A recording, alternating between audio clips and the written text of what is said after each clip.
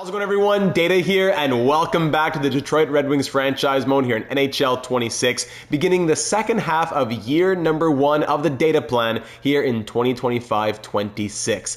In the last one, we left off with a 22-17-2 record through the first 41 games. Our mandate here in Detroit is that we must make the playoffs within 2 seasons. So thank you for everyone who's been jumping on board with the series challenge, with the data plan itself. Since the intro app and since episode number 1, there's been a big influx in people leaving comments, getting suggestions in. So I really appreciate all of that. I'll continue to reply to every single one and add it into the collective hive mind for what we do as a team, because it's not just you watching me trying to make the playoffs. It is us all together creating a plan and trying to get this team to the postseason and hopefully not to miss for a 10th consecutive year here in 2025-26. But if we do, we have the one last fallback of pushing in 2027. But that's for another day. Right now, we're here and pushing in year number 1. And by pushing, I mean we're currently winning, so we're going to go with the flow. If the wheels start to fall off moving into the second half, well, then let's shift towards a focus on year number 2. But while we're winning, currently on a 44 win pace, currently 12th in the NHL, well, then we're going to keep rolling with it. However, yes, we're 12th in the NHL, but looking at the Atlantic Division, we are 6th. The Bruins, Maple Leafs, Panthers, Lightning, and Sabres are all above us. So to make it into a wild card spot, for example, the Sabres now with 2 games in hand, on pace to just squeak into the postseason with 46 wins. So the next 10 to 15 games or so will determine what we do in this episode. So this episode might carry us to the end of the entirety of 2025-26, where we'll end off in June and get ready for next episode being the off season, or we'll make the playoffs and we'll end off at the beginning of round number 1, and next episode, of course, would be the postseason. But for now, we're going to see what this team can do. If you're just joining us a bit later into the series, and by later I mean you missed episodes 0 and 1, we made a few big moves to begin the data plan here to jumpstart what Steve Yzerman left us with, but not just sit in mediocrity of let's cross our fingers and hope. No, we made some major moves, trading for RFA Mason McTavish and giving him an 8x8 extension. He had a bit of a slow start, 27 points now in 41 games, on pace for 52, but he has 9 points in his last 10 games, which is great to see. If we look at the split stats, 9 points and a +8 in his last 10 games. Also scoring 9 in his last 10 games is Marco Kasper, so great to see that from the sophomore who has 31 points on the year right now on pace for 62. So the top 6 is Kasper, Larkin, Raymond. Second line, DeBrincat, McTavish, newly acquired, of course, and Patrick Kane. Third line, another RFA we went out and acquired was Luke Evangelista from the Nashville Predators. 20 points in 41 games, giving him a 40-point pace. It would be a career high. It's good to see. Currently a -10. I'd want to get him more ice time, but good to see so far from Luke Evangelista. We signed Jack Roslovic as a free agent, 1 year, $1 million. And then there's Michael Rasmussen on the third line. Fourth line, JVR, Andrew Kopp, and Josh Anderson, who we got from Montreal Canadiens in the larger Mike Matheson trade. Matheson on the block. The Canadiens have an excess of left-handed defensemen. We needed one, so went out and made the trade. So Matheson and Anderson came back. There were some discussions in the AGM comments. Did we give enough value to the Canadiens? Hey, if anybody disagrees, I'd be happy to go back and whatever. We'll trade them a prospect for a 7th round pick if we think it should be more balanced in that way. But I think it did make sense from a franchise mode perspective, considering the contracts and what the prospects will become, etc., etc. I do honestly think from my heart that it made sense. I'm always happy to discuss and try and retcon or fix things retroactively is what I'm trying to say. But all I have to say, Josh Anderson playing 4th line minutes, 4 goals, 7 assists. He has 11 points so far in his tenure as a Red Wing. And the other new acquisition, Mike Matheson, currently has 17 points as a +7 in 41 games. Expiring contract, we'll see what happens with him. Edmondson and Seider has been playing as the top pair. Justin Hall, we're trying to play with different right side guys. Hall is not great, but he's been there a bit. He's a -10. It's been terrible. On the third pair, Ben Sherratt is a -8. Oh my goodness. But Ian Mitchell, somehow 77 overall, has 5 points and is a +2 in 20 games. I think it might have to do with his line fit, though. As we see, his line 3 or pair 3 scheme fit is the highest it can be, double check mark. Meanwhile, no one else even has 1 check mark, I don't think. Dash, dash, dash, dash, check mark X for Justin Hall, X dash for Mike Matheson. He's listed as a top 4 defenseman, so we could get him to fit the second pair. So we're going to talk to the coach a little bit. It's been 41 games. These players should have adapted by now to the coach's system. So we'll try and fix the schemes for whoever we can do. Finally, John Gibson, 85 overall, 915 save percentage on the year right now with 2.77 goals against average. 13-9 is his record. He was injured a little bit, so Cam Talbot started more games than we would have wanted him to. He's 9-7-2 with a 900 save percentage and 3.3 goals against, 1 shutout. But yeah, goaltending has been okay. Soderblom there as 13th forward, and Bernard Docker currently injured, but will be back soon as defenseman. Yeah, 9 points plus 6. We're looking forward to getting him back in the lineup and getting whoever else, Hall, Sherratt, out of there. So there's the lineup and how things are looking through 41 games of the data plan so far. Moving into the second half, we had a lot of thoughts about potential trades, but I will say we're holding off for about 10 or 15 games, which will determine the direction we go in. These next 10, 15 games will go well, and we'll say, okay, not let's push and let's trade for all these expiring UFA rentals, but let's keep on going. Or we're starting to go downhill, the wheels are starting to fall off, let's start selling off as much as we can and refocus our efforts for year number 2. So first things first, before I look at any comments, we're going to do exactly what I just said for the defense, especially for guys who have been here longer like Moritz Seider. Let's see if we can get some luck here with scheme fits, and if they don't feel disgusted. Very good. So line, yeah, okay, so it doesn't say line 4. It's not broken in that way. So wonderful. Moritz Seider, now a better fit on pair number 1. Next up, Mike Matheson. Can we ask you to fit pair 2? That would go a long way towards us thinking about extending him. So scheme fit, it says convincing, but no, he is not interested right now. So we can come back, whatever, in a month maybe, but Mike Matheson not interested in adapting. That's not good. So Simon Edvinsson up next. He would be on that top pair with Moritz Seider. He's younger, should be easier. Yes, all right, top pair. That's where we have you playing.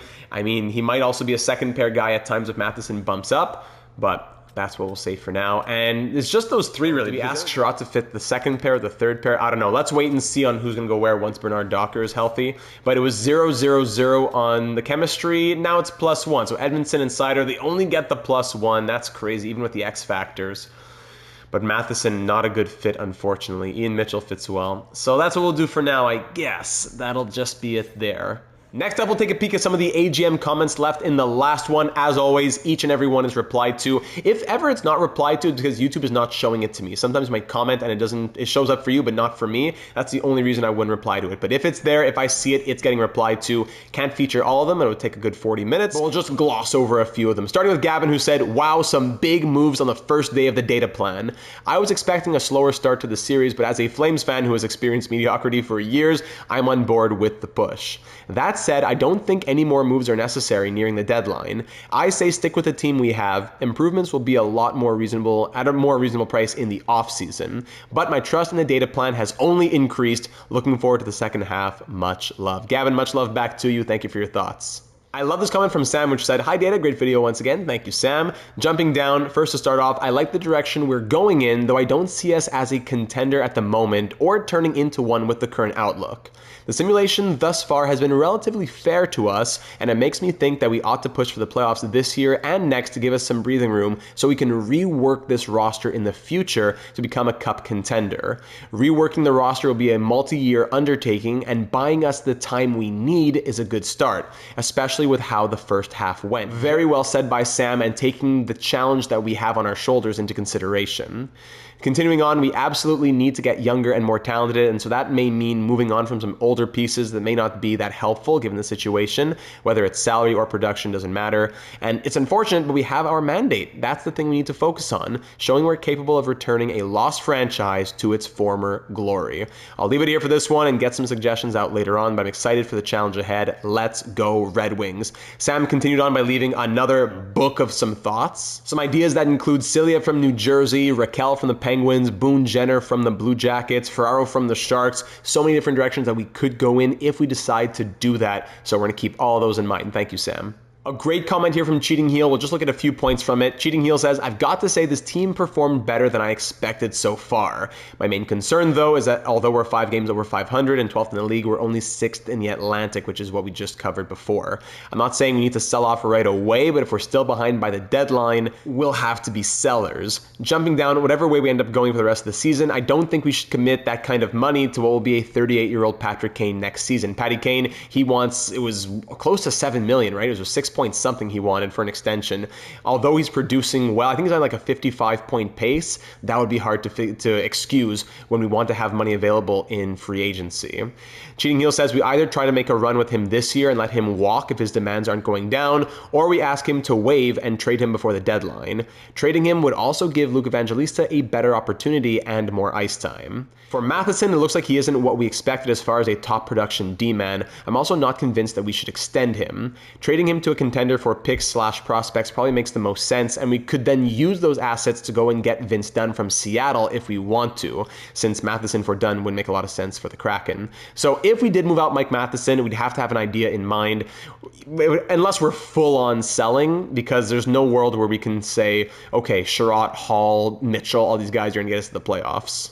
Another move we could entertain would be to ship Cam Talbot out. He's not part of the future plans, and we already know that Gibson will shoulder most of the workload, so we can probably have Kosa as backup and hope he grows a bit and becomes the NHL backup someday. So I have no problem trading Cam Talbot, but I'm not sure about Kosa being the NHL backup. I'd rather have him as AHL starter this year, and then next year, if he could grow maybe even just a 76 or 77, we could try and force it for the NHL. But right now, it's a 74, lowly potential. We want him to get the ice time. Extending Roslovic might be an idea, yes. Bradley Nadeau and Gavin Brindley both on the blocks in Carolina and Colorado respectively, so maybe we swap a prospect there like a Michael Branson-Nygaard if we want to get a little upgrade perhaps in that way. There's an idea. And Siliev in New Jersey, a lot of people throwing his name out in the comments, would be tempting, but he has high value. If there's someone else not on their block with less value that we might look into, maybe we go after Seamus Casey and then it makes Siliev get taken off of their block. That's an idea. DeBrincat moving out if we are full-on sellers is also an idea, but anyhow, there are a lot of ways we can go, but I'm not convinced as Cheating Heel that our current record reflects the quality of the team, and if the plan is to make the playoffs within 2 years, the current data shows that we're most likely quite lucky right now, and things can come crashing down at any moment, so we might want to start planning for next season as soon as possible and make moves accordingly. In GM data we trust. Cheating Heel, thank you for all of those thoughts. It's tough when certain players are on the block like Siliev that just don't make a lot of sense for the team, such as New Jersey. DRK left a comment saying Bradley Nadeau would be a cool prospect to get, but I don't know why they even have him on the block. So Cheating Heel and DRK, they're talking about Nadeau, about Brindley, all these guys, but would it make a lot of sense? Even Vince Dunn, the Kraken are a winning team. Why would they trade away their first pair defensemen? If we swap Matheson for picks and prospects and then trade those picks and prospects to Seattle, I don't know, they're a winning team poised to make the playoffs. They're going to trade an 87 overall guy under a good contract. I don't know. So yes, of course, we can always create storylines, and there's no problem with doing that, but we don't even know if we're making any trades at this point. So let's just put that on the back burner, and we'll see what happens over the next 20 minutes of this episode. I'll pause the AGM comments there, but I'll just throw out this one to end from Always Hockey. Zach Bell, who was in the comments section again in the last one, saying that he would be honored to be a created player in the Dataplan. Zach says, get the boys a cup. Been watching your YouTube for a while, bro. That is an honor. Thank you so much for saying so. It's too late to put it in the Red Wings series since the save file has already begun and you can't add created players after the fact. Thank you, EA. But moving into our live stream NHL 26 franchise mode, I'll reach out to Zach and we'll get a created player going for him. That'll be awesome. So thanks for saying so, buddy. Let's get into this one now. So no trades to make off the bat. We've done the player scheme fits and everything. From here, the next 10 games or so will be pivotal here on January the 1st, 2026. So those games see a couple Penguins matchups. The Senators, we have some division matches against teams like Boston, the Canadiens, the Senators. Looking at it on the right side here, so actually the biggest teams are the ones above us. So the Sabres, the Lightning, the Panthers, the Maple Leafs, the Bruins. So let's sim first this game against the Bruins. We'll go see the first game of the episode for sure, but then we'll go and watch the Bruins and the Maple Leafs. We're on the road to face off against them. Those will be some big ones. So we'll go watch this game against the 14, 18, and 6 Penguins. I'll update the scouting, and then we'll really get into the episode. But let's start with this one at PPG Paints Arena, ladies and gentlemen. Let's do it. First period, 2-2. Well, I thought there was no goals, but 2-2. Thomasino and Crosby open it up, but then Larkin and Casper both on that top line tie it to end the period. Second period now 3-2 as Patrick Kane adds a power play goal, not empty netter, excuse me, a power play marker. Shots are 28-20 for the Wings through 40. We lead by 1. 3-2 Red Wings, couple of power play chances there, killed off. The Penguins are still hanging on. They were leading 2-0 early in the first, but we've come back 3-2. Power play once more killed off as we're out shooting by over 10, 38-28 now. Final couple minutes of this one. We need these wins. Kevin Hayes scores late to tie it off to overtime. Shots are 41-30 in our favor. Tristan Jarry standing on his head, and Erik Karlsson wins it. We come back from down 2-0, but we blow the lead and come away with, yes, a point, but we need these wins against these sub-500 teams. 4-3 Pens in this one. We get a point, but not enough. So I'll fix up the scouting, and then we'll get back to the calendar after that. Actually, I needed to advance just one more day, and by doing so, Jacob Bernard-Docker is now healthy. So when it comes to our defensive pairings here, it's going to be Hall who comes out, I think. -13. He was... Well, hold on. What was he in that last game? That's why we have the game logs now. Thank goodness. Game logs. He was a -3 in that game. All right, so Justin Hall, you played your last NHL game probably. Now we'll go Matheson and Bernard-Docker on the second pair, and hopefully this gives Matheson his best chance to see, are we going to be, let alone, forget extending him, are we even going to be keeping him beyond the deadline? So Bernard-Docker back, and I'll fix up the special teams and whatnot, the scouting, and then we'll get going. All right, we're back to it, so let's go to the calendar. We're facing the Penguins after just losing in Pittsburgh. Now we host them at Little Caesars Arena. Like last episode said, we're hot, we're ready, let's do it. We'll keep on simming towards the game against the Bruins. Until then, hosting the Penguins, 5-4 win, just squeaking it out. And now Lucas Raymond, thankfully only out for maybe 3 or 4 games max. He has a little groin injury there. So that's going to allow, I'm going to put Patty Kane on that top line. Ooh, it goes -1. No, you know what? I will do it, though. Patty Kane top line. Evangelista will move up. I'm going to say JVR moves up to the third line, and we'll bring in Elmer Soderblom for the fourth line. And he can replace Raymond with special teams or whatever. 3-0 shutout. Thank you very much. There's John Gibson on the road in Ottawa, no less. Hosting the Canucks, 3-2 loss. And Lucas Raymond already back, just a 2-game little tweak there. Very good. See, I'd like to go through my lines and fix everything, but I'm going to go through all that trouble to get Soderblom off of all the 4-man power play, the 3-on-3 overtime, blah, blah, blah, just for 2 games. That's why you have to have presets, which one day maybe EA will learn. On the road against the Canadiens, 4-3 loss, and then a 5-1 loss. So we go overtime loss, back-to-back wins, then 3 straight losses. So 2, 3, and 1 to start the episode. 24, 20, and 3 is our record against the Bruins, who are now second in the division. We're still behind the Sabres and the Panthers. Oh my goodness, it's going to be tight. Here we go at TD Garden. These are the games that we need to win if we're going to be thinking about the postseason. If we don't, that's fine, but let's make it very, very clear. First period, it's 1-1. Larkin on the power play, then Middlestat ties it. Second period, 3-1 Red Wings. McTavish and Roslovic. All right. 3-1 with a 2-goal lead, my goodness.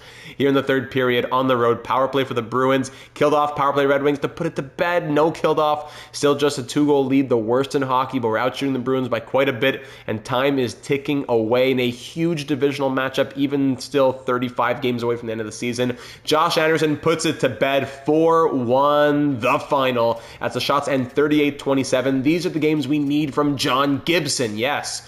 And McTavish with a goal and an assist to get first star honors. Thank you very much. That is win number 25 on the season. Next up, we'll go see the Toronto Maple Leafs in 3 games' time. So we'll host the San Jose Sharks before that. Welcome. 25, 19, and 3 are the Sharks somehow. We beat them 6-1. A third and 6th for 2/4 and Fashing. No, thank you, Columbus. What are these trades? And then we host the Senators for a 5-2 win. Okay. Hold on a second. Pittsburgh wants we swap 2/6 for 2/3. There have been some amazing offers and some horrible offers. I think we got to say yes to this. A 6th this year and a 6th next year for 2/3 next year. That's going to help us, especially next year when if we're making a playoff push and we need picks. Cam Talbot for 2/3, especially that Gibson just had some solid wins. We're going to have to go and sign some sort of goalie and make a trade for a goalie. But Cam Talbot, thank you for your service. You're off to Pittsburgh, buddy. That is an amazing trade, I think. AGMs, let me know, but I don't think we can say no to that. Cam Talbot, good luck in Pittsburgh. Now we'll call up Sebastian Cossa for the time being, but we're going to get a different goalie up in the NHL because we can't say no to that, I don't think. That's a rare opportunity to get from the AI. So we're going to go ahead and book Cossa just for a moment. Okay, so 4-1 win, 6-1 win, 5-2 win, or 27, 20, and 3. Are there any goalies just lurking around free agency who want a little mid-year contract? Let's see. If not, we'll trade some sort of 6th-round pick or something for a goalie. But goalies, okay, yeah, there's a couple out there. I could see Malcolm Subban, a veteran like Malcolm Subban, coming in here. Jack Campbell's already in our system down in the AHL, but I prefer that he stays there with Sebastian Cossa. So yeah, I think Malcolm Subban's going to be a guy, former franchise mode legend for so many of us who have played franchise mode. AHL with Belleville last year. Not the greatest numbers, but now we're in game. I'm going to try it for Malcolm Subban. It's just a guy we need as a placeholder, basically. But Rodrigue does have the starter potential. Yes, he's 77 at 25, though. Olivier Rodrigue. Yeah, Malcolm Subban, the nostalgia speaking to me. Malcolm Subban, get up here, man. And if we really need something, let's say an injury happens, then we'll make a trade. But just for a placeholder, because we're really going to lean heavily on John Gibson, that's fine with me. So let's fix up the lines here quickly. And there we go. Welcome to Detroit, Malcolm Subban, 32 years old. First round pick back in 2012. 77 overall, backing up John Gibson. And for any of the channel historians out there like Hobbsy, I know he has it on the Dataverse archive. If we look over in Pittsburgh, who are now 22, 19, and 7, Raquel's still on the block. We could have made it a larger deal, maybe. Maybe we swap those picks back to Pittsburgh. Blomqvist coming to Pittsburgh could be an idea, but they wanted better assurances in net, I guess. Cam Talbot, 20 appearances, 9, 7, and 2. Thank you for your time here in Detroit, my friend. Good luck with the Penguins. Maybe even starting. Maybe he even starts, as Jerry hasn't been... he's doing okay. Anyways, Blomqvist is now on their trade block as they had to send him down. So here we are on the road at Scotiabank Arena against the Maple Leafs. Last time we played, Lucas Raymond got 3 goals and 4 points. Hat-trick from him. Looking at the standings, they are atop the Atlantic. We're tied with 57 points with the Sabres. Oh my goodness, these are the games that count. Here we go on the road, facing off against the Maple Leafs. First period, 2-1 right away. Tavares opens it up. DeBrincat ties it very shortly after, but then Austin Matthews makes it 2-1. Second period, 4-1. Riley and OEL, 4 goals on 16 shots. Oh, yeah.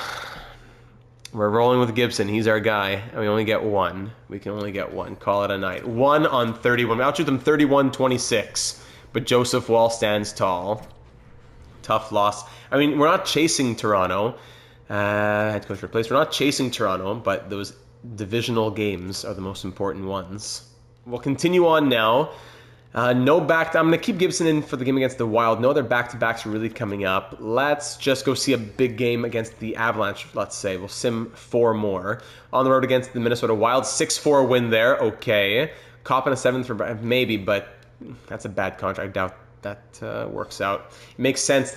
Broken nose for Casper. Now he's out for a few games. It makes sense that the Penguins wanted Talbot, an 84 overall goalie. I don't know if anybody really wants Cop for value.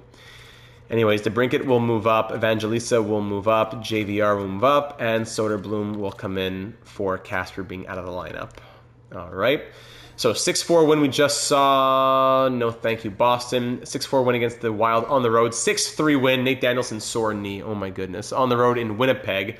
Branson Nygaard is back. We'll fix it once the other guy's back too. Hosting the LA Kings for a 5-2 loss. Looking for win number 30 here against the Washington Capitals. We're 23, 25, and 7. No, a shootout loss. No thank you, Chicago. Now here we are against the Avalanche. We'll go to the next game against the Avalanche. We'll go through this one. Hosting Colorado, who are 35, 14, and 3. Could do that in a moment. That's a 5-2 loss. All right, so 0-2 and 1 in our last 3 games. 29, 23, and 4. As the trade deadline is now 3, 4, 5, 6, 7 games away. Looking for our 30th win in the slow sim, perhaps, against the Avalanche. It's not that we're doing badly, it's that are we going to do well in this division? First shot of the game, Larkin gets it on Data 72 Hall of Famer Mackenzie Blackwood before McKinnon scores twice. Shots 19-3 for the Avalanche after 20 minutes, but somehow we're up 4-2 after 40. Rozovic and Larkin both scoring shorthanded goals. Oh my goodness, and Ian Mitchell even gets one. It's 4-2 Red Wings, despite being outshot by more than double. Currently 33-17 with a 2-goal lead in the third period against, I don't know if they're the best team in the NHL, but it's one of the best teams. Power play killed off by the Avalanche. Final 7 minutes, power play again killed off once more. 5 minutes to go, let's call it there. 4-2 the final shots, and 40-25. John Gibson loves the slow sim. Larkin scores 2 goals and an assist, the captain leading by example, and 38 saves from John Gibson gets us the victory. Win number 30 on the season, currently in a wild card spot. Let's keep on going. Can we get full health by this game against Utah? Casper's back. All right, so I'm going to fix up the AHL and NHL lines now. All right, everything fixed. And by the way, just wanted to highlight this. Mason McTavish in his last 10 games, 12 points and a +7. Very good to see from Mason McTavish, who's finding his groove now in Detroit. So we're back to full health here. Casper's up to an 84 overall, by the way. Great to see. And now we'll get the last game here before the All-Star Olympic break, whatever you want to call it. I guess it's the Olympic break, yes? Against the Utah Mammoth. First period in Utah, 1-0 Valimaki. Second period, 1-1. Thank you, Dylan Larkin. Another shorthanded goal. We need every single win we can get with the deadline just a few games away now. 1-1 in the third period. Let's go. Who's going to be the hero? Someone in that top six. Marco Kasper, welcome back to the lineup. Power play Red Wings killed off by the Mammoth, and it's Sergachev putting Utah up 2-1. Oh, my goodness. We can't get anything from the defense. Nothing. 2-1, not bad at all, but we only score 1 goal. Allowing 2 is fine, but 1 on 36. Another game where we get a ton of shots, but can't get past the goaltenders. Vejmelka makes 35 saves, and that's another loss for us. Now 24-4. We'll have the break now, and I'll also update the scouting as we go. We face off against any of these, no, not even. Against these teams, just the Panthers right before the deadline, the last game before the deadline. We're still sitting in that wild card spot, but very precariously. All right, continuing on now and simming to the next game here against the Senators. That'll be the first of the last little stretch before the trade deadline. They're 25-28-4 here in the very strong Atlantic Division. No thank you, Seattle. A lot of random trades like that popping up. As you can see on the right side of the screen, we're in the middle for like everything. 15th in goals for, 17th in goals against. We're now scoring more than we're letting in, which is good. Power play 16th, penalty kill 8th. We're right in the middle for pretty much everything. So we'll go to the Hurricanes game. No, sorry, not the Hurricanes. It's the Panthers we wanted to see. So we'll sim through these next few games, as we approach the deadline. 5-2 loss against the Senators. Oh my goodness. Head coach replace on the road against the Hurricanes. Road trip here of 3 games. The Hurricanes, Razovic, wrist sprain. Hold on, head coach replace for a moment. And that's a 7-3 win. Okay, gives me a little bit of hope. Saros has horrible numbers there. Must have been injured. Kopp's going to move up now to third-line center. And Soderblom will come in as fourth-line center, replacing Razovic until he's back on March 12th. So coming soon. Back continuing on here in the menu simulation. On the road against the Predators, who are 31-24-4. Annan has been their starter. 3-2 shootout loss. 2 more games to go. I really want to see the game against the Panthers. That will determine a lot for me here at the deadline. Vegas Golden Knights, let's see them. 5-2 loss. This has to be a win. If we don't win this game, I think we're selling, as we're falling behind the Sabres and the Bruins. If we don't win this game, I think we're sellers. Here we go at Little Caesars Arena. If we win, then it's a very tough decision for me. I'll check the trade blocks, but if we lose, I think we got to start selling. First period, 2-0 Red Wings, Raymond and Evangelista. Second period, 2-2, Greer and Simoskevich. 2-2 game after 40. The season might come down to these last 20 minutes. The fate of year number 1. Sam Reinhart, 3-2 for the Panthers. Power play now. There you go. So from up 2-0, right? Yeah, from up 2-0, we're down 4-2. Kulikov. And that's going to be probably it.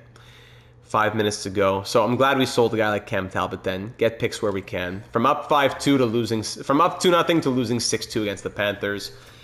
And that'll be all she wrote. If we make the playoffs, that's great. But I don't think we're aiming to do that here, as since the halfway point, we put together a record of, if I'm not mistaken, 9, 10, and 3 in the 22 games since the halfway point. 9, 10, and 3. Not enough to convince me. And hey, if we make the playoffs, that's great. 2-6-2 in our last 10. This team is not in the position to be pushing. So now what I'll do is explore the trade blocks, possibly throw out some questions to the on-call AGMs, and from there we'll see what we decide. And you know what? I think we're also going to consider asking Patrick Kane to waive the no-trade clause to a few teams, because looking at what he wants for an extension, he still wants $6.9 million. As a 37-year-old with top 6 potential, who knows how that will drop over the course of next season. If we have to sign Edvinsson and Matheson or someone like Matheson, that leaves us at $20 million. If Edvinsson, best case, because depends, we could go bridge or we could go long-term. If Edvinsson costs something like, let's call it $5 million-ish, and Matheson or someone like Matheson is at least $6 million, we're talking $10 million. And then if Kane wants 6.9, leaves us with $3 million in free agency. Not enough. Even though if we gave him a full no-move clause, we could get him down to probably about 5.5, I think I was looking at. Maybe not 5, but yeah, probably 5.5-ish. 5.5 for 1 year. That still leaves us with less than 5 million to fix the rest of this team. I don't think it's enough. So Patrick Kane, I'm going to see if he could just waive the trade. If he doesn't, then, you know, that's it. He has to walk in free agency. But if we could get value for him today and he waives for maybe 3 teams, that would be very helpful for us. So Patty Kane, what do you say here in a conversation with our good friend? Clause option. So for 1 team, 2 teams, even 3 teams, very convincing, but to waive, very risky. So very convincing, Patty. Yes. All right. Feeling a bit down here. I've already made a decision. I'll submit my list right now. All right. So where are the possible 3 teams you might be able to trade Patrick Kane? And you might be saying, no, don't trade Patrick Kane. All the great reasons why he simulates so well. Yes, I agree. But if he's going to keep going down in overall and he's wanting 5.5 million in a time where we might only have 10-ish million to play with, we need to be able to be players in free agency, I think. So Patrick Kane would be open to Edmonton, Minnesota, or Toronto. Okay, we'll keep that in mind as I explore the trade blocks.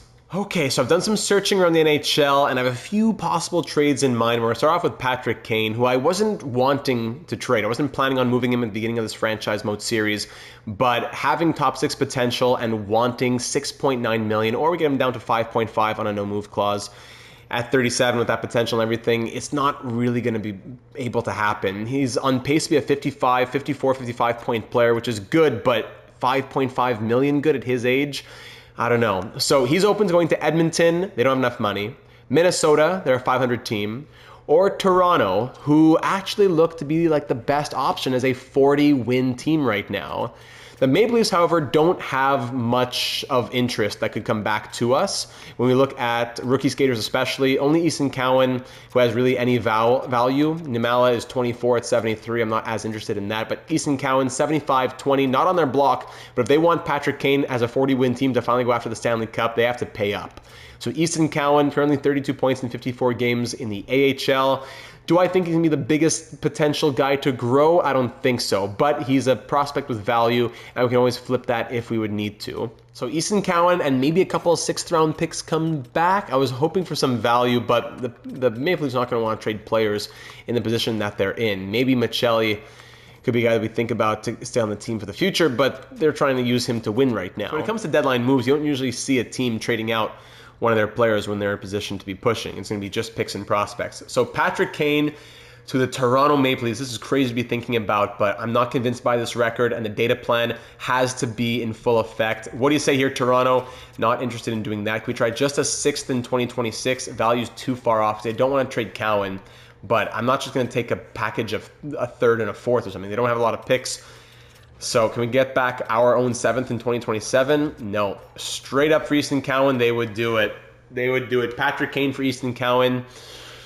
I'm going to say yes. Patrick Kane, good luck in Toronto. Easton Cowan, welcome to the Detroit Red Wings organization. And there you have it. Wow. We'll see what happens with that. But Patrick Kane, off to Toronto. Now, aside from that, there was a ton of talk in the last one about the New Jersey Devils, so we'll look at them. They're 23, 32, and 7 with all the defense that they have. They want to be selling off some of that value, I would think. 1, 2, 3, 4, 5, 6. Kovacevic and Casey not even playing. Seamus Casey, 11 games played this season, 80 overall, top 4D potential. He's 22. Is it too late for him to grow? Almost, but not yet. Simon Nemec would be interesting too, but much higher trade value. And then the no trade clauses on these guys, it's be impossible. So Seamus Casey would be the most possible one to acquire, I would say. I would love to, well, we can't trade any defense back to New Jersey. That just wouldn't make sense.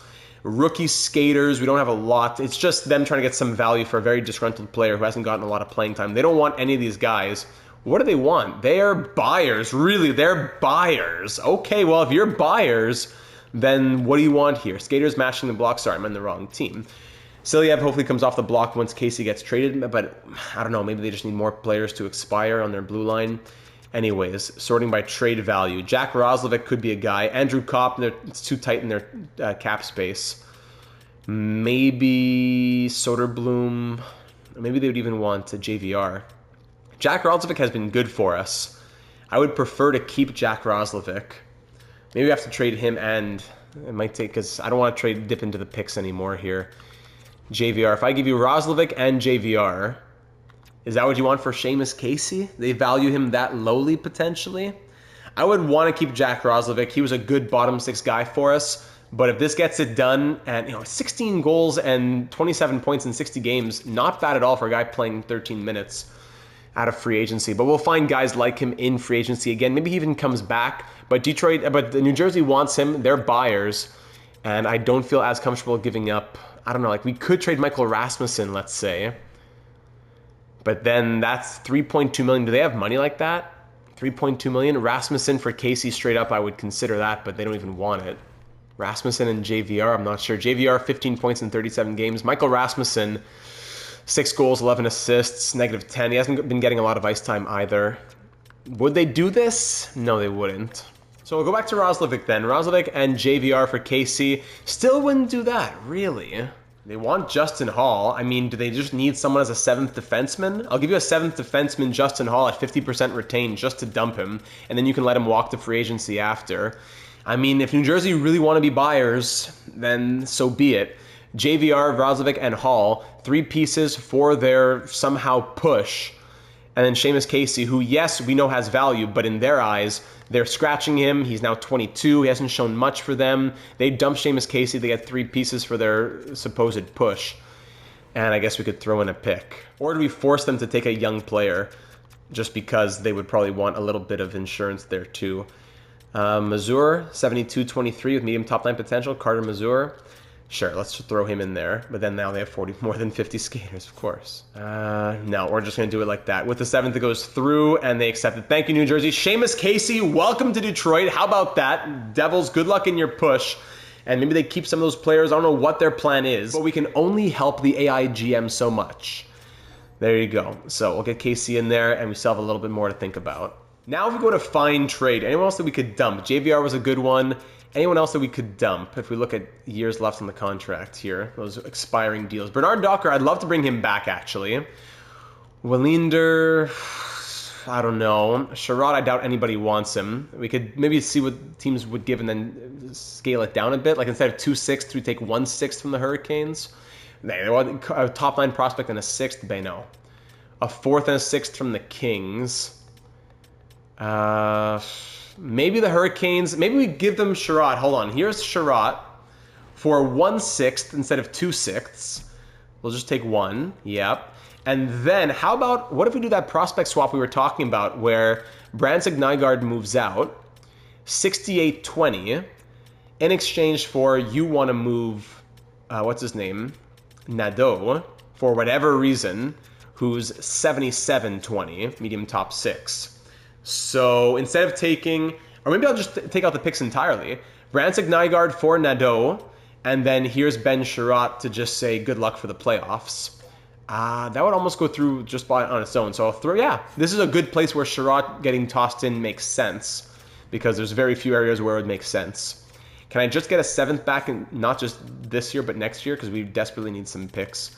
So a 7th in 2027. Would you do that, Carolina? What do you say to this? All right, trade accepted. Thank you, Carolina. Ben Sherratt and Michael Brandon Nygaard off to the Carolina Hurricanes in exchange for Bradley Nadeau. For whatever reason, they want to trade him, so we swap prospects. Top 6 prospect for top 6 prospect. No cheese. They wanted to move him, and they get a defenseman for their push for the playoffs who's going to be an expiring just rental guy. Okay, so best NHL lines. I'm tired of fixing them every 2 seconds. We just need to be careful of the cap floor, it looks like. Anyone else that we would consider trading? Would we trade Mike Matheson, or do we keep him? And maybe we could extend him and trade him at the draft or the offseason. We don't need to feel rushed to sell everybody, sell. Matheson there. Casey will be extended. DeBrincat's a question mark. So I think I'm going to pause it here because I don't feel comfortable doing so much without the AGMs chiming in. So we'll stop there for the sell-off. But Matheson and DeBrincat, definitely Matheson, are ideas to trade in the offseason or even as soon as the draft. So now with those contracts moved out, if we look at the all expiring now, Seamus Casey, if we keep you, if we extend you, we have $20 million. Yeah, he wants 2 years at 1.8, not bad at all. 3 years to stay as an RFA, even 4 years to stay as an RFA. But I think it makes sense that he would be more comfortable in the 2-year window because then he wants to get paid to be 24. So let's go 2 years at 1.75 on Seamus Casey to play third pair right D or whatever it would be. Bernard Docker, you've been really impressing us. I'd like to keep you. You want 2.75 for good reason. You know, we're going to have a lot of cap space, it seems like. So let's come down a little bit. But if you're even going to, you might be playing second pair. I would even, no, we can't even give him, he's ineligible for any trade clauses. 2.45 on Bernard Docker. He's been that good, I think. Edmondson, we have to keep thinking about. Matheson, let's get him his extension. I don't know if we're keeping him, but let's get him. Now he wants 3 years, which is much better. He wanted 4 years. 3 years makes me much more open to keeping him. And I don't think a clause really does much for his contract. So 3 years for Mike Matheson. Remember, whether or not we keep him, but 3 years for Mike Matheson. The no move clause doesn't even do that much. So maybe just 3 years at 3.6. 3 years at 6.65. And if we keep him, we keep him. If not, we trade him. Maybe even 6.5. Yeah, 6.5. 3 years, 6.5. Let's go crazy. Edmondson's a question mark. Ian Mitchell's been really good somehow, but I'm not paying him $1.8 million. Sean Farrell's been good in the AHL. I'd like to keep him if possible. He wants a one-way deal, so we'll qualify him when it's time. And Simon Edvinsson, do we go short-term bridge? I think we have to. 8 years. Oh, but he only wants 7.3 now. We might have to take advantage of that favorable demand with, let's say, even if there's a no move. Yeah, he doesn't really want 8 years. That's the thing. Because he's our future first pair left D. So we'll go back down to 7 million, 8 by 7, with the full no move clause in years 5, 6, 7, and 8, if he would take it. 8 by 7 on Simon Edvinsson. Okay, let's do that. And even Sebastian Cossa, but let's not do, we won't do everybody right now. I think that's it. So, hey, if we still make the playoffs now, that's great. But we move out Patrick Kane, we move out Ben Sherratt, we move out Michael Brandsegg-Nygaard, we bring in Nadeau, we bring in Cowan, we bring in Seamus Casey. I like this. This sets the stage for the future, but also leaves us our core, plus more maneuverability in terms of the cap into the 2026 offseason. So allow me to do a massive overhaul here of the NHL and AHL lines, fix up the scouting, and then we'll sim to the end of the year where, hey, there's still a chance to make the playoffs, but I would prefer at this point that we start losing. We have our first round pick. Let's make it as high as possible. Let's see what happens into the final stretch. Whew, all right, that was a job. NHL and AHL lines are both set. The scouts have been sent out, and now we're ready to go to the end of the season. Let's see what magic might happen. We'll keep the first line as Casper, Larkin, and Raymond with the +2. Second line, DeBrincat, McTavish, Evangelista. Third line, Rasmussen, Kopp, and Soderblom. And fourth line, Anderson, Dries, and John Leonard. So 75, 72, and 82, Josh Anderson. At least there's that. Maybe Elmer Soderblom could weave a little bit of magic there in the top 9. I don't know. Defense, Edvinsson, Sider with the +1. Matheson, Bernard Docker, and Seamus Casey will now get the third pair minutes with Ian Mitchell plus second unit power play. So I don't want to throw him into second pair just yet and give him a -1 when Bernard Docker has been doing so well. But let's keep an eye on Seamus Casey, starting off with third pair plus second unit power play, and we'll go from there. All right, goaltending still Gibson and Subban. And there we go. Down in the AHL, we'll get lots of ice time for Nadeau, for Cowan, Bushelnikov, Danielson, Dower Nielsen, all these guys that we're excited to see growing. Will they be pieces in year 2? Maybe, maybe not. Definitely in the future. But if that future is going to be realized and come to pass, we need to make the playoffs either now or in year number 2. And it's looking like year number 2 is more likely. So I know fans are probably a little bit upset to see, we were so excited for the data plan. And Justin Hall goes right on waivers. No, decline. We were so excited for the data plan, and fans in Detroit are probably a little bit upset that it didn't yield a postseason in year 1, and it may very well be a 10th consecutive season of missing the postseason, but we are ready for our 100th year coming our way. Season number 100. Let's go to the activity feed for 2026-27, but hell on, it's not over yet. Any other trades around the NHL we want to take a little note of? Let's see. So we had all of our trades. Mario Ferraro was traded to the Minnesota Wild. Interesting. And Patrick Laine and Semi Bled to the Canucks. We had spoken about the possibility of Patrick Laine coming to Detroit, but obviously we weren't really in the position to be taking on a UFA there at the deadline, expiring contract for a top 6 player. Carson Lambos to Anaheim. Neelitsa Radko Gudas go to Minnesota. Okay. Brady Shea to Winnipeg. And Nabokov, a second and a fourth, going to the Canadiens for Jake Evans and a third. That's ridiculous. They flip Eric Gustafsson and a couple of fourths to the Stars for Sam Steele, a third and a sixth. Okay. And then some other picks being passed around. All right, interesting. So let's do it to end off the season. Let's try and get to the end. Who knows what might happen. Kyle Burrows on waivers. 79 overall, expiring contract. That's interesting. We do have a lot of defense here in Detroit. We'll figure that out come the offseason. All right, so the first game of, and Edmondson rejects the offers. I'm seeking a consistent playoff team. Well, you're an RFA, buddy, so things won't be changing. I accept your offer enthusiastically. Jacob Bernard Docker, thank you very much. And Matheson not interested in extending the contract at this time. Seamus Casey also extends. Okay, very good. So we get 2 out of 4 on the extensions there, leaving us with now 17.735 million. Now Matheson wants 4 years again. Interesting. So Matheson and Edmondson are the 2 big ones. Edmondson as an RFA isn't a big deal. Matheson, I guaranteed really want him extended.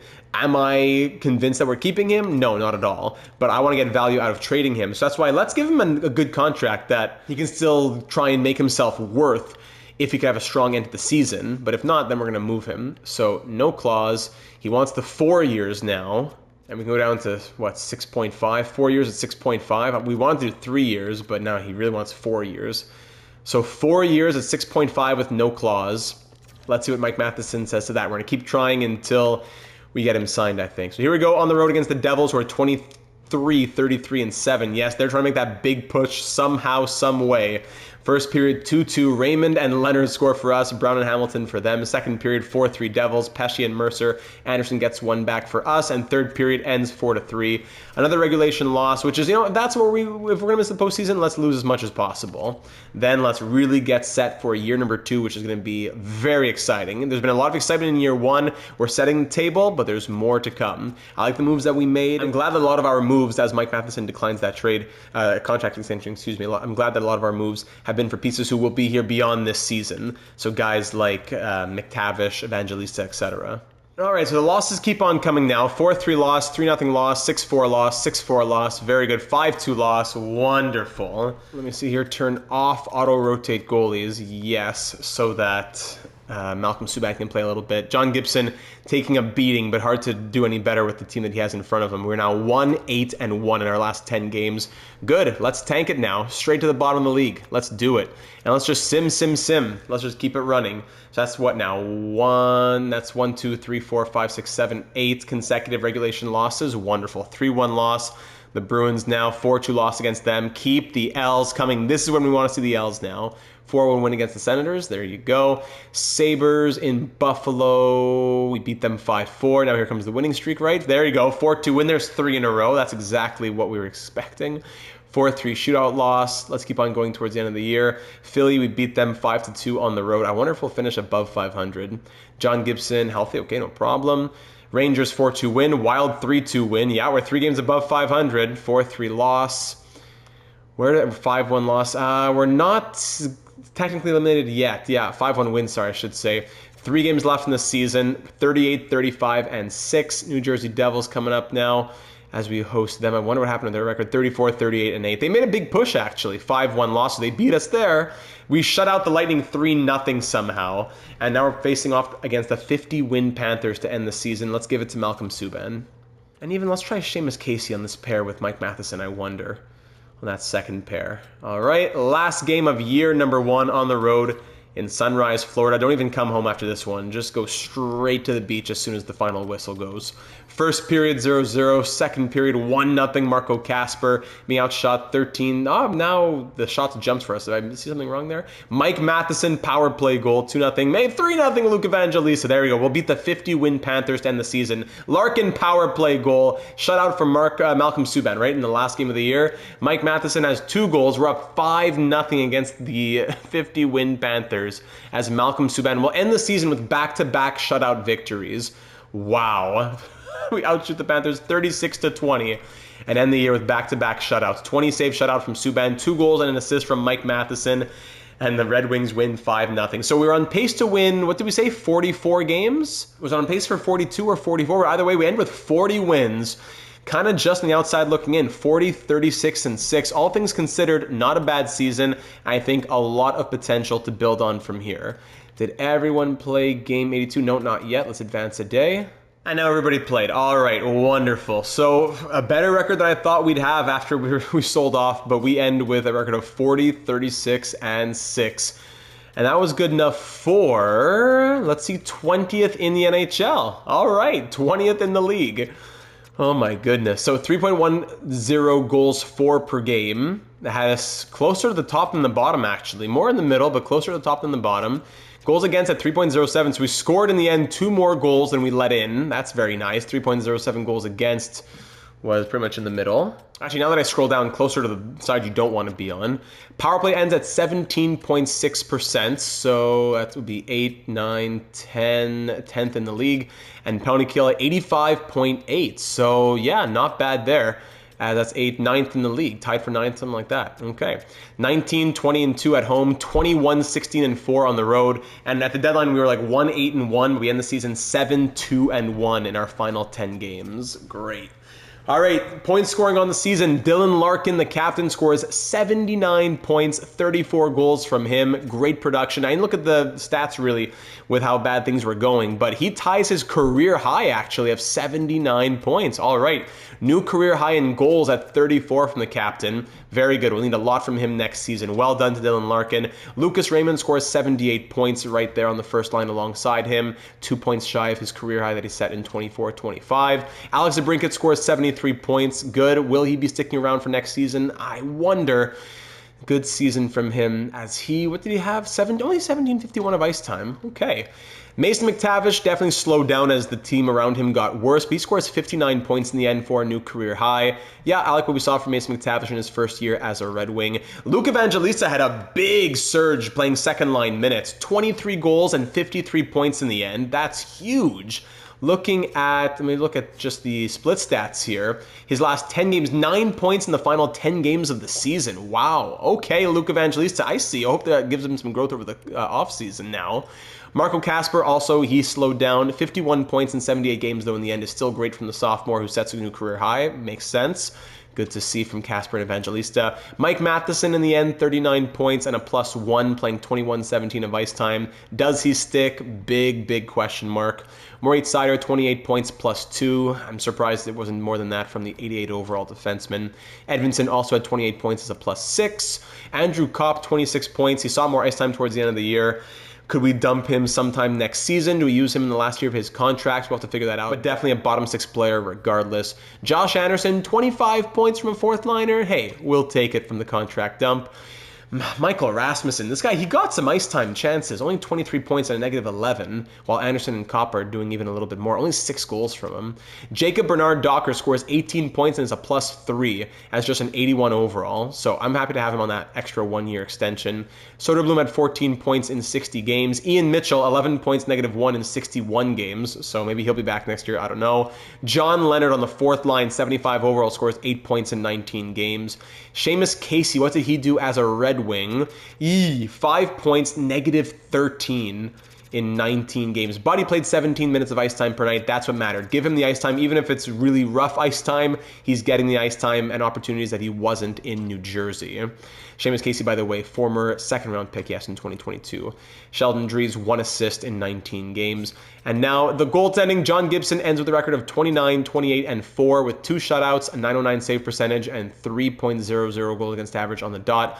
While Malcolm Subban, in 5 appearances as a 77 overall, why are we not surprised, goes 3-0 with a shutout, a .948 save percentage, and 1.41 goals against average. Should have just played him the entire season. In the entire NHL, if anybody is curious, Austin Matthews led the league with 124 points. Nathan McKinnon's going to win the Rocket with 68 goals. Huge season from him. Anybody else we want to see there on the top page? For defense, Morgan Riley has an 80-point season, beating Dahlin, Yossi, Werenski, Makar. Okay. And for the goalies, Ilya Sorokin, 40 wins, the only goalie to do that. If we say minimum 40 appearances, save percentage, it could be, yes, between Wolf and Sorokin, it looks like. Maybe even Stolarz. Less appearances, but probably Wolf or Sorokin for the Vezina Trophy. And for the Calder, it's probably Howard. Yeah, Isaac Howard, 49 points. Demidov, -19, though, so he won't win it. Shabanov there with the Islanders, too. Yurov, etc., etc. Okay, so there's the NHL in year number 1, 2025-26, and that's about that. We're going to go ahead and try and get Matheson extended. Like I said, I don't care whether or not we keep him, but I want to have him extended so we can get some value for him and trade him to the right team and whatnot. Now he wants 3 years, and now his organizational interest is through the roof. Okay, that's good. Can we bring it down a little bit? Maybe instead of doing 4 years at 6.5, we'll do 3 years at 6.65. The organizational interest is much higher than before. Maybe we can go to 6.6 for 3 years. Yeah, 3 years at 6.6 on Mike Matheson. He has such high organizational interest that, okay, let's go for it. And for Edvinsson, I wonder if his demand has changed at all. Now he wants 2 years at 5.65. Organizational interest is very low. We'll get back to him as an RFA. Yeah. So that's pretty much that. We're going to start simming towards the draft now. We're going to see the draft lottery, retirements, the playoff tree, awards, and all that. And we're going to get ready for next episode, which will be the 2026 offseason, hopefully with a lot of money to spend. We'll look at our game plan as well, so don't go away yet for your big comments. For those of you who are leaving suggestions, that's coming up in the next few minutes now. So the regular season is now over, and we can click Sim to Draft.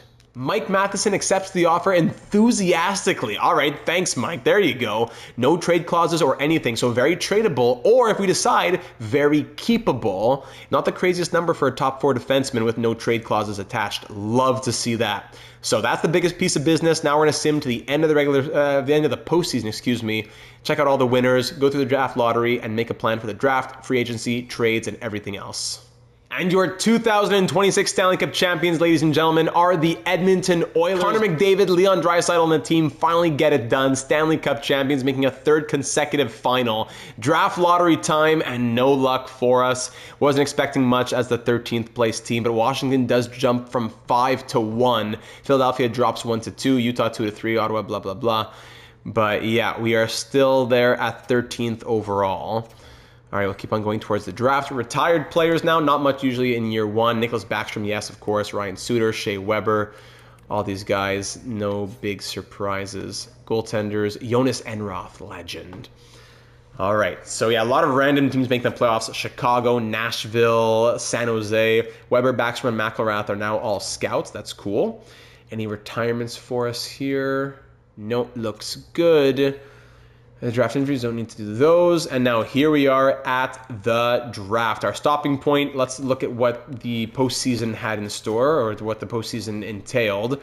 All right, so Patrick Kane and the Leafs fell in round 1 in 7 games to the Bruins. Wow, then fell to the Lightning. They got swept. The Lightning went all the way to the Cup final to lose to Edmonton in a 7-game thriller. Wow, let's take a look around the league and see what happened right there. A very interesting 2026 postseason. Love to see that. The Hurricanes made it to the Eastern Conference Final too. Player stats, who was leading the way? Kucherov at 26 points in 22 games. Tyler Toffoli, 25 in 19 on the Sharks. Wow. Point, Hyman, Draisaitl. Where's McDavid? Yeah, just 19 points in 24 games from a 98 overall. 98 overall with 19 points in 24 games. Yeah, that makes a lot of sense.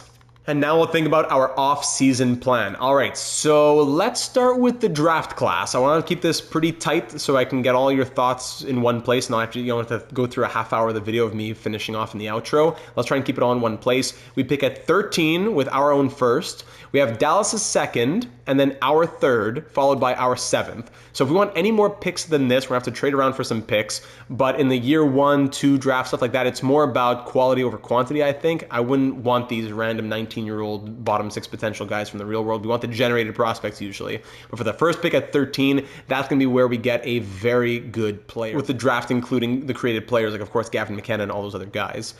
Dallas, that early second is going to be good. It's pretty much like our second, so it's just like 1 pick earlier than since we had traded away our second, so that was great that we got that pick back. So looking at the draft class itself, with that 13th overall pick, McKenna going to go first overall, of course. Stenberg, Chubasov, he's a generated player. Bjork, Verhoff, and down at 13. That would leave us with this guy, Carson Carrolls, high top 4D, likely an offensive defenseman, 1 year away.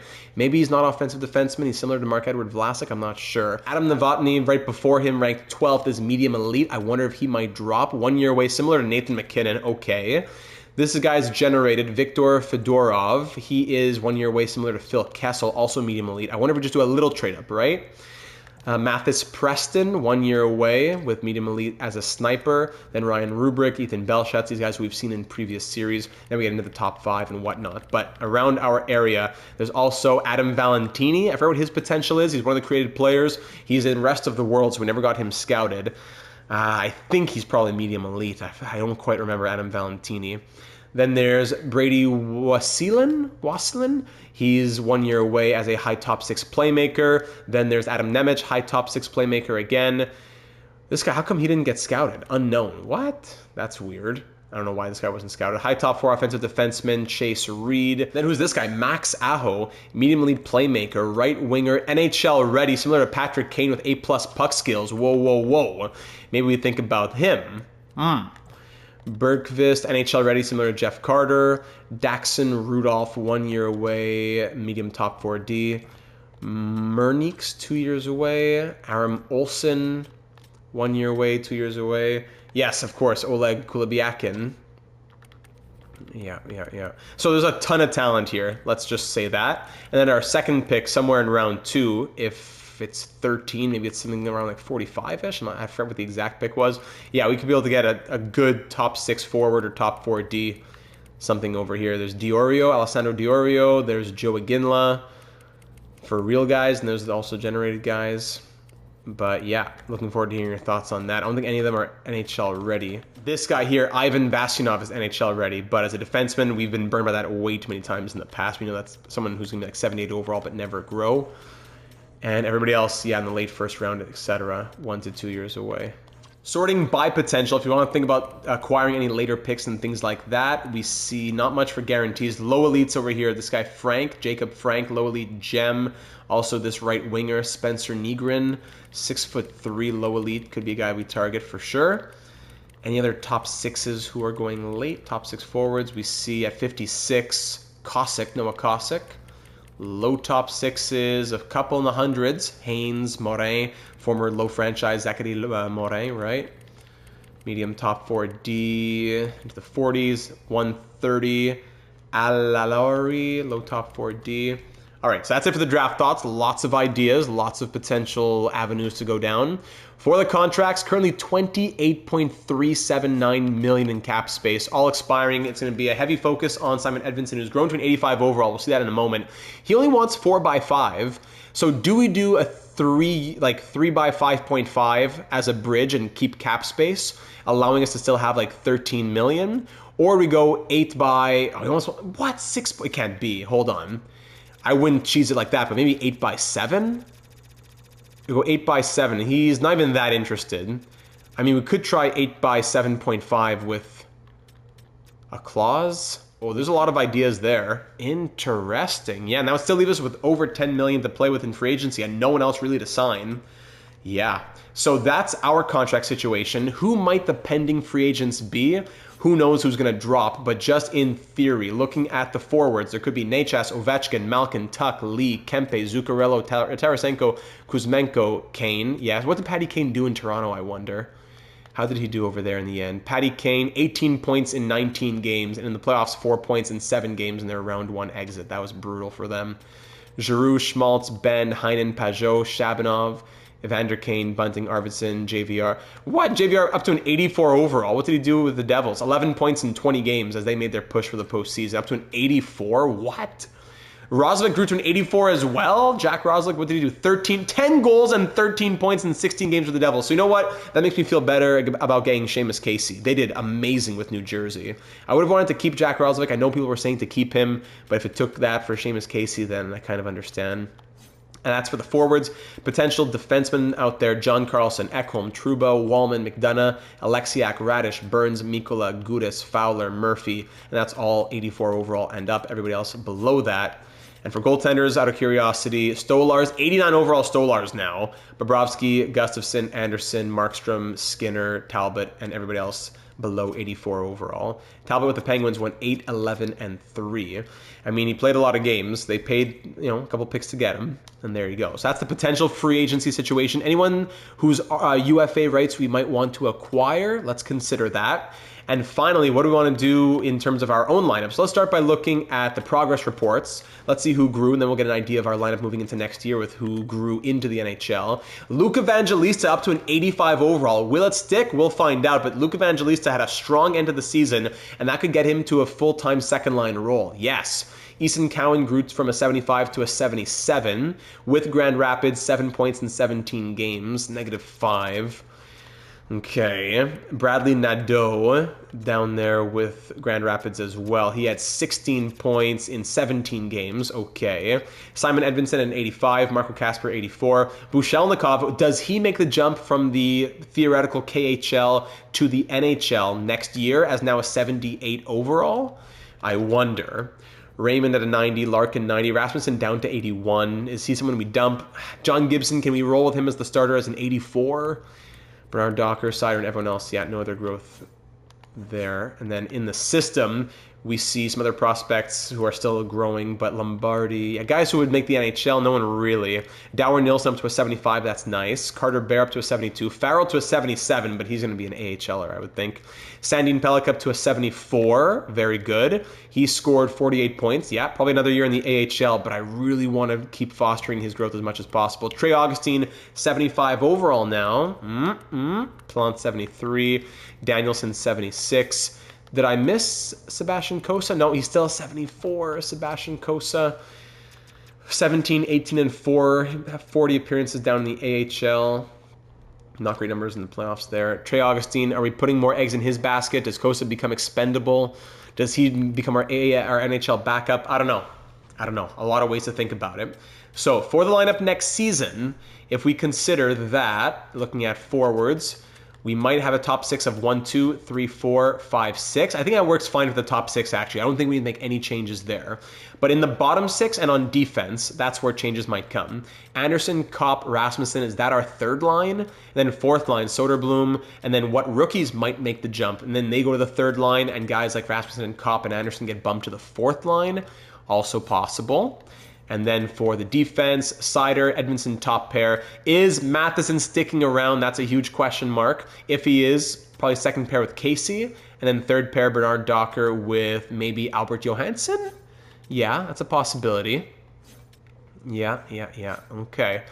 And goalies, Gibson and Subban. Yeah, Subban's going to walk, I think. What do we do with the backup goalie position? That is a question. So what I'm going to do now, because we really need to have the most information as possible, I'm going to save the file and go into the draft only, exclusively, to show you the trade blocks. We're not looking at any picks, any pre-scouting, nothing. I'm looking exclusively at the trade blocks. So that's it right here. Not going to look at anything else here. Feel free to leave suggestions on off-season focuses as well. Yes, that is it for here. Okay, now we're going to the draft just to look at the trade blocks. If we were to make a trade at the draft, so sorting by overall, Troy Terry, 4 years left in his contract, expiring Trouba, Strome, Kreider, Kaloran, Vetrano, Coyle, all right. Boston, Blummel, Buffalo, Bryson, etc. The Flames have Luke Misa and Stock Celius, a couple of prospects, even Potter. The Hurricanes have Unger Sorm on the block, even Corrado. Bransic Nygaard, who's now up to a 70. Good to see growth from him, which means the Hurricanes got a good deal out of it. Blackhawks, Bertuzzi, Teravainen, Burakovsky, and Donato, who would all be interested in coming to Detroit with term. Interesting. Very interesting. Colorado has Gagne, the defenseman. Boone Jenner still on the block there in Columbus. Do we think about him for third-line center? Acquire his rights for super cheap? Fabro. Olivier, I would be interested, but paying a 34, 35-year-old in the future, that'll be tough. Wood, Goodbranson, etc. Dallas, Edmonton, Florida, Los Angeles, Yamson, now. The Wild have Charlie Stramel. Canadians, Comfer, of course, Gallagher, and Carrier. Nashville Predators, Ryan O'Reilly on the block. Ooh, that is interesting. One more year at $4.5 million from Ryan O'Reilly. Bunting, Appleton, who grew to an 84 overall. What did he do this year? Appleton, great year with the Preds, 45 points. Again, another reason why it makes sense for them to trade Evangelista. Halla, Smith, McGinn, the Devils, just Villain now. So Silyev is finally off the block, right? Yes, so it was worth it to make that trade. Let Justin Hall expire. Nemec, they'll figure out. Luke Hughes, that's still tough though. 1, 2, 3, 4, 5, 6. That's still tough. They still would need to free up another spot. Do we help them out in that way and take Siegenthaler? I wonder. Now back to skaters matching the block. Islanders. A lot of good players here. Cal Ritchie, Cole Yzerman. What? Is that Drew? Danny Nelson. Yeah, Danny Nelson. Callie Odelius, Kashawn Aitchison. Wow, the Islanders want some value for them prospects. What could we give them for some of their younger guys? I wonder. The Rangers, even Othman, Morrow, Sikora, Spence. Wow. Senators, Perron, Eller, sorry. Flyers, Penguins still Raquel, 2 more years on his contract. Rust, 2 years on his contract. Michigan boy, Heinen, Hayes, Mantha. The Sharks, Barclay Goodrow. The Kraken, still everybody here. Dunn, Alexiak, Schwartz, Marchment, Lindgren, Goodrow. Wow, wow, wow. Blues, Lightning, Sam O'Reilly. Maple Leafs, Danford, Utah, Vancouver, Vegas, Washington, John Carlson's rights. Okay. And the Winnipeg Jets. They have Sasha Boumzien there as well as Braden Yeager. Now for any goalies who are 80 plus overall who are on the block. Laurent Brassois in Chicago, his rights. Yeah. Soderblom's brother, Arvid Soderblom. Do we go after him? We were talking about a swap for Cam Talbot. If that trade didn't come up with the Penguins, I probably would have done that. But Soderblom, who's an 82 overall and buried in the AHL. But you would think he's NHL backup next year with Brassois leaving. But then Camesso's an extra. Okay. Fedotov on the block in Columbus, as well as Peter Marachik. Do we bring him back to Detroit? I wonder. Expiring UFA rights. Shout out to Carter George, who's on the block. 74 overall, medium elite at 20 over in Los Angeles. Dobesh and Kakinen both on the block in Montreal. Okay. Yegorov still on the block in New Jersey. I'm not sure why with their situation that they have for the goaltending, but okay. And it looks like that is it. All right, so not much for goaltenders when it comes to the trade block. So that's it for this one, ladies and gentlemen. Year 1 of the data plan in the books. Unfortunately, didn't go exactly to plan, but maybe this ended up being the better plan. Maybe we're in a better position for year 2 and the future. In year 2, we must make the playoffs. So what do we need to do to make that happen? Not just setting up the team for the future. That's great.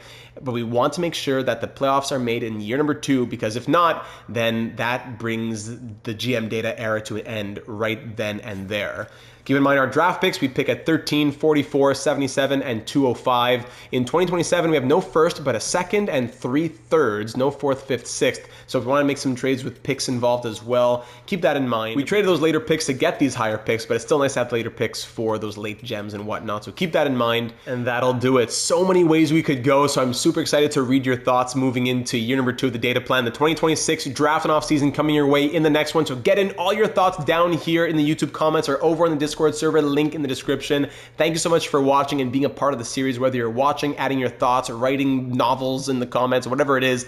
Thanks for being here. Thanks for being an AGM. Leave a like if you enjoyed, and of course, subscribe and hit that bell if you haven't already to be notified of all of our series, recorded, live stream, NHL, HLM, MLB, and become a channel member as well if you haven't already for all the perks that come your way, both here on YouTube and in our Discord server. It's a huge help to have that channel member channel in the Discord server, where I'm asking for help on episode titles, thumbnails, and all that, plus being an on-call AGM for when I have questions in the middle of recording. So get in there if you haven't already. Join the over 700 members in there who are always talking sports, franchise mode, and everything in between. So thanks again for watching, and looking forward to reading your thoughts on the episode that has been and the episode that will be in the next one. And I look forward to seeing you there.